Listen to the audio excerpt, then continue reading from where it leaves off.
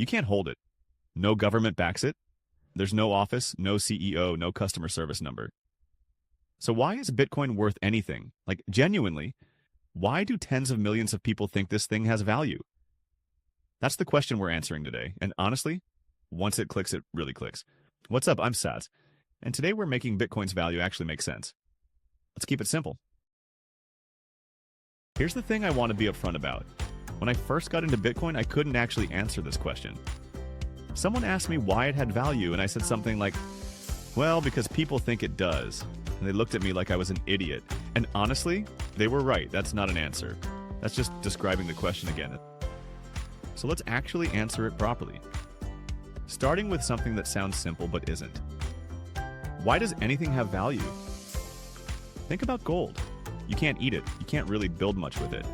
But for thousands of years across every culture on Earth, humans have agreed it's worth something. Why? 3 reasons. It's scarce. There's only a limited amount of it in the world. It's durable. It doesn't rust or rot or fall apart. And it's broadly accepted. Enough people agree on its worth that you can exchange it for things you actually need. Now think about the US dollar. It's a piece of paper, or more likely just a number on a screen. It has value because the US government says it does, and because everyone around you accepts it. That's it. The moment people stop believing in it, it loses value. That's not a conspiracy theory. That's literally how currency works. It's called fiat currency. Fiat means by decree. It has value because someone in authority declared it does. So we've got gold, valuable because it's scarce and durable and accepted. And we've got the dollar, valuable because the government says so and everyone goes along with it. Now here's where it gets interesting and a little uncomfortable. Bitcoin doesn't fit neatly into either of those boxes. It's not backed by a government. It's not a physical commodity you can dig out of the ground. So by the old rules, the rules we've all grown up with, it probably shouldn't work. And that's exactly what a lot of smart people said when it launched. They said it was nothing, a toy, a joke. And for a while, it looked like they might be right. So what changed? Let me walk you through the 5 things that actually give Bitcoin its value. And I want you to hold your skepticism through this because each one on its own sounds almost too convenient.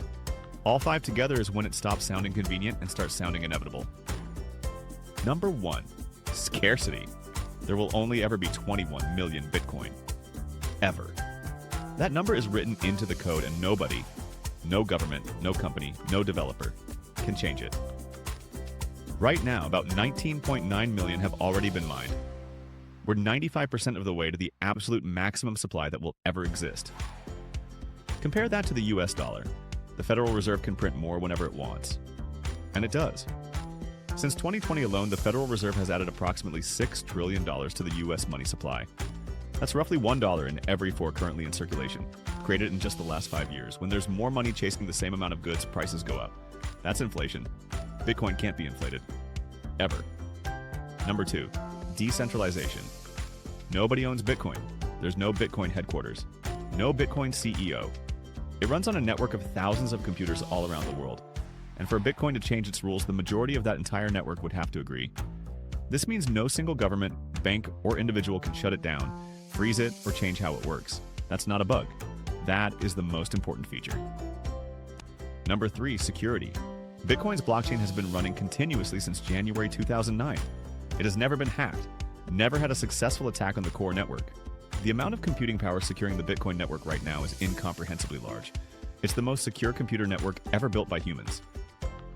Yet when people say Bitcoin is digital gold, part of what they mean is that it's just as hard to counterfeit as gold. Actually harder. Number 4, portability. Here's something gold genuinely cannot do. You can send any amount of Bitcoin, $1's worth, $1 million worth, to anyone on Earth in minutes without asking anyone's permission. No bank approval, no wire transfer fees, no 3 to 5 business days, no questions about why you're sending it. Bitcoin doesn't care about borders. It doesn't care about business hours. It works the same at 3 a.m. on Christmas Day in rural Montana as it does on a Tuesday afternoon in New York. Number 5, network effect. Here's the thing about money. The more people accept it, the more valuable it becomes. The dollar is useful because everyone accepts dollars. Bitcoin's value grows as its network grows, and that network has been growing consistently for 17 years. Today, there are hundreds of millions of Bitcoin wallets worldwide. Publicly traded companies hold it on their balance sheets.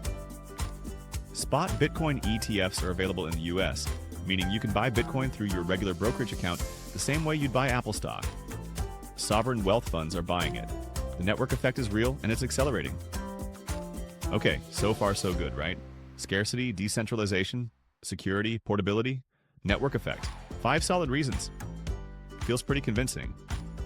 But I know what some of you are thinking right now, and I was thinking it too. If all of that is true, if Bitcoin is so well designed and so valuable, then why does the price crash 50, 60, sometimes 80%? Why did it drop from $69,000 in 2021 to $16,000 in 2022? Why does it swing thousands of dollars in a single day? What kind of store of value does that? This is the question that stopped me from taking Bitcoin seriously for longer than I'd like to admit, because it felt like a contradiction I couldn't resolve. Either it's a serious asset or it behaves like a casino. It can't be both, except it can, and here's why. Bitcoin is volatile because it's still early. Think about the internet in 1999. The underlying technology was genuinely revolutionary. It was going to change everything, and it did. But the price of internet stocks swung wildly because nobody could agree on what it was worth yet. Companies with no revenue were valued at billions. Then the bubble burst. Then the ones that actually had something real, Amazon, Google, recovered and went on to become the most valuable companies in human history. Bitcoin is going through the same price discovery process right now. It's a new asset class. The market is still figuring out what it's worth, and that uncertainty creates volatility. That's not a sign something is broken. That's what early looks like. And here's the part that actually matters. The volatility goes both ways, and the long-term direction has been consistently up. Bitcoin went from less than a cent in 2009 to over $126,000 in 2025. It crashed hard multiple times along the way, and every single time, it recovered and reached new highs. Something that's truly worthless doesn't do that. People don't keep coming back to worthless things. Institutions don't keep buying worthless things. So the volatility isn't evidence that Bitcoin has no value. It's evidence that the market hasn't finished deciding how much value it has. Now let me bring this home to something really concrete, because this is where it stops being theoretical and starts being relevant to your actual life. Since 2020, the purchasing power of the US dollar has declined significantly. The savings you had in 2020 buy less today than they did back then. Your wages might have gone up, but if they haven't kept pace with inflation, you're effectively getting poorer in real terms, even if the number in your bank account looks the same. This is the exact problem Bitcoin was designed to solve. Satoshi Nakamoto built it in 2008, right in the middle of the financial crisis, specifically as an alternative to a system where central banks could expand the money supply at will. Think about what that means in real numbers.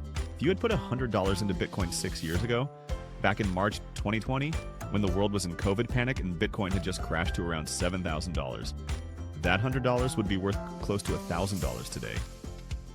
10 times your money. Meanwhile, that same $100 sitting in a savings account would have given you maybe $110 in interest. And thanks to inflation, it would actually buy less today than it did back then. The gap between hard assets and inflating currencies is exactly what Bitcoin holders are betting on widening over time. One last thing worth being clear on, because there's a lot of noise out there, and I don't want to leave you with a muddied picture. Bitcoin is not a stock. It doesn't represent ownership of a company.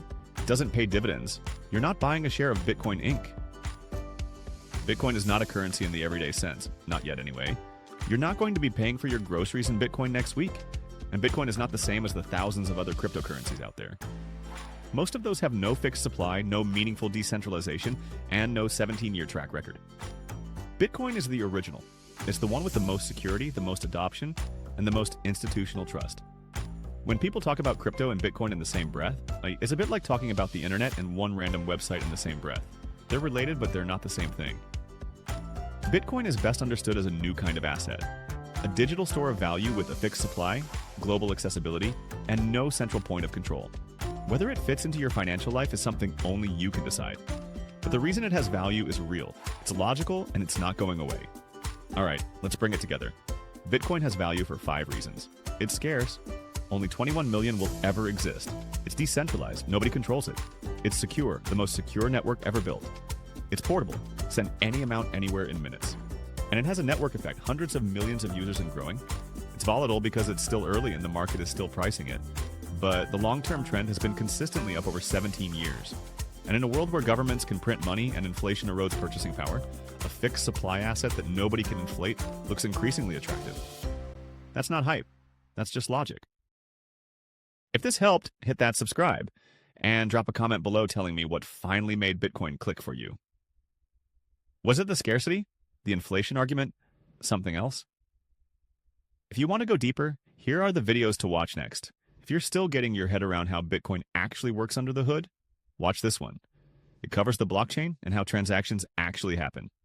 And if you're ready to actually buy some Bitcoin now that you understand why it has value, this video walks you through the whole process step by step. Stack smart, stay curious. See you in the next stack.